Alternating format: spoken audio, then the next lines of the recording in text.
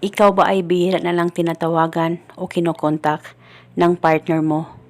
Halos hindi na siya nagpaparamdam sa iyo at nararamdaman mo na may kakaiba sa kanya at ngayon palagi ka na lang naghihintay na tawagan, i-text o i-chat ka pero wala talaga. Ngayon may ituturo ako sa inyo na napaka-epektibong ritual nang sa ganon siya ay matataranta sa kakatawag sa iyo pagkatapos mong gawin ang ritual na ito. Isa itong paraan para kukontakin ka palagi ng partner mo. Basta gawin ito sa mabuti at hilingin ng buong puso. Ang gagawin mo lamang, kumuha ka ng isang butil na bawang, pwedeng balatan at pwedeng hindi, depende po sa inyo. At pagkatapos hawakan ang bawang, ilapit sa bunganga mo, pakaisipin mo siya ng mabuti, mag-focus at mag-concentrate ka at ibulong mo ito sa bawang. Pangalan at apelyido niya, sa kapangyarihan at tulong nitong bawang, ikaw ay matataranta sa kakatawag sa akin ngayon din. Ibulong mo lamang ito ng 3 beses.